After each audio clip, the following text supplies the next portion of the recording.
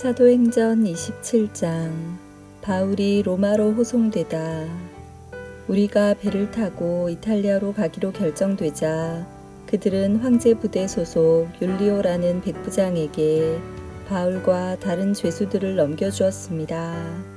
우리는 아드라무테노에서 온 배를 타고 떠났습니다. 그 배는 아시아 지방의 여러 항구를 거쳐가는 배였습니다. 데살로니가 출신의 마케도니아 사람인 아리스다고가 우리와 함께 가게 되었습니다. 이튿날 우리는 시돈에 도착했습니다.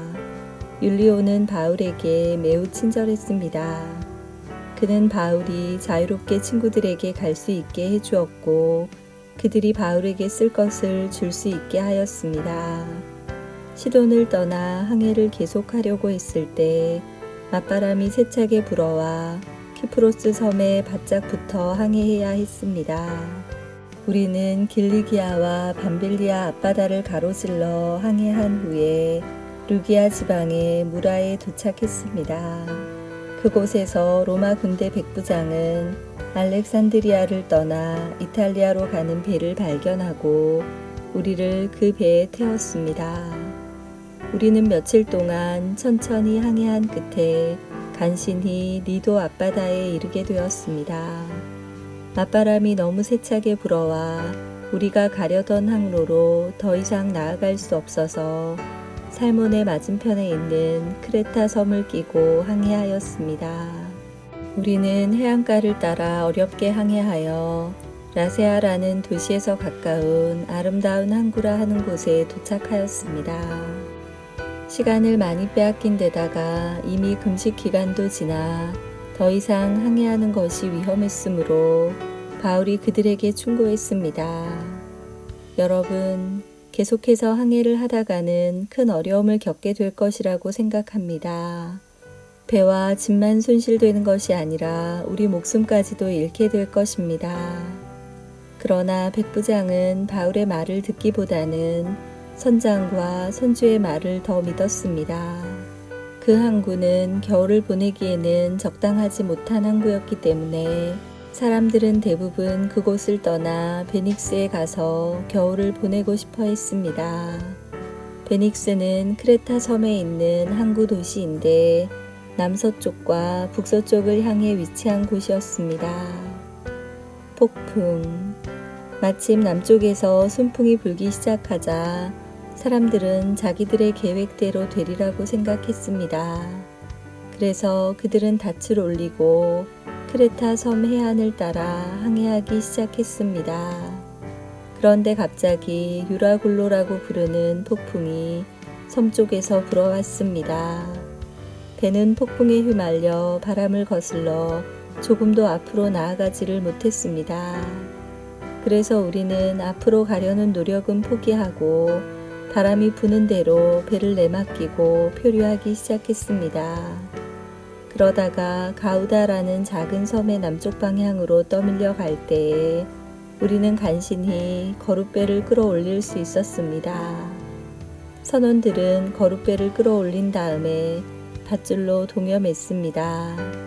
그들은 배가 스르디스의 모래톱에 걸릴까 염려하여 돛을 내리고 배를 바람 부는 대로 떠밀려 가게 했습니다.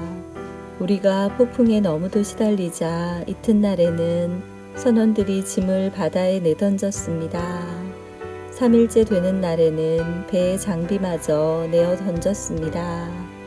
우리는 며칠째 해도 보지 못했고 별도 보지 못했습니다.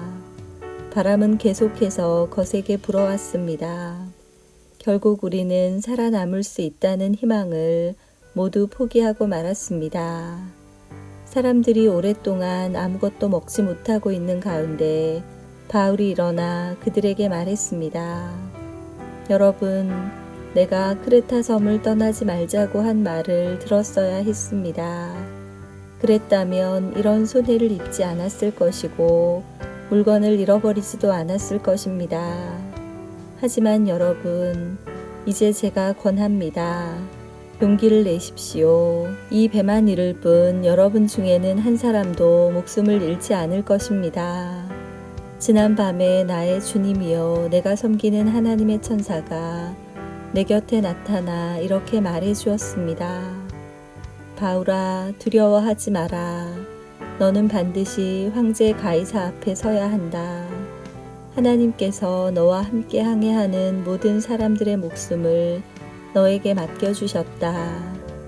그러니 여러분 용기를 내십시오. 나는 하나님을 믿습니다. 모든 일이 하나님의 천사가 내게 말씀하신 대로 이루어질 것입니다. 우리는 반드시 어떤 섬에 밀려가 닿게 될 것입니다.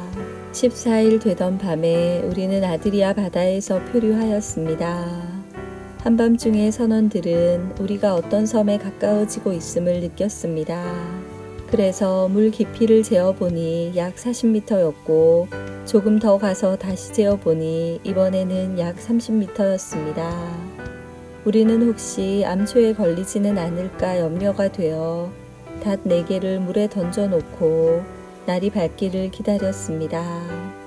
그런데 선원 몇 사람이 배에서 빠져나갈 속셈으로 배 앞쪽에 닻을 더 내린다는 구실로 거룻배를 물에 내렸습니다. 그러자 바울이 백부장과 군인들에게 이 사람들이 배에 남아있지 않으면 당신들마저 구조되지 못합니다. 라고 말했습니다. 그래서 군인들이 밧줄을 끊어서 거룻배를 떼어버렸습니다. 날이 밝을 무렵 바울은 모든 사람에게 음식을 먹으라고 권하면서 말했습니다. 지난 14일 동안 여러분은 마음을 졸이며 지금까지 아무것도 먹지 않고 지냈습니다. 하지만 이제는 음식을 드십시오. 그래야 살아남을 수 있습니다. 여러분 중에 그 누구도 머리카락 하나도 잃지 않을 것입니다. 바울은 이 말을 하고서 모든 사람 앞에서 빵을 들어 하나님께 감사 기도를 드리고 빵을 떼어 먹기 시작했습니다. 그러자 사람들은 용기를 얻어 음식을 먹었습니다. 배 안에 있던 사람들은 모두 276명이었습니다. 사람들은 음식을 배불리 먹고 나서 식량을 바다에 던져 배를 가볍게 했습니다. 파선. 날이 밝았습니다. 사람들은 그곳이 어느 땅인지는 알 수 없었지만 그들의 눈에 모래밭이 있는 항만이 눈에 띄었습니다. 그래서 그들은 어떻게 해서든지 배를 모래밭에 대기로 작정하였습니다. 그들은 밧줄을 끊어서 닻을 바다에 내버리는 동시에 키를 묶은 밧줄을 풀었습니다. 그리고 앞 돛을 올려서 바람을 타고 해안 쪽으로 배를 몰았습니다. 그러나 배는 두 물살이 만나는 곳에 들어가 모래톱에 걸리고 말았습니다. 뱃머리는 꼼짝도 하지 않고 배 뒤쪽은 거센 파도에 부딪혀 깨어졌습니다. 군인들은 죄수들이 헤엄쳐 도망칠까봐 그들을 죽이려고 계획을 짰습니다. 그러나 백부장 율리오는 바울을 살리고 싶어 했습니다. 그는 군인들이 죄수를 죽이지 못하도록 헤엄칠 수 있는 사람은 모두 바다로 뛰어들어 육지로 올라가라고 명령했습니다. 남은 사람들은 널빤지나 부서진 배조각을 붙잡고 나가게 명령했습니다. 그들은 모두 무사히 육지로 올라왔습니다. 아멘.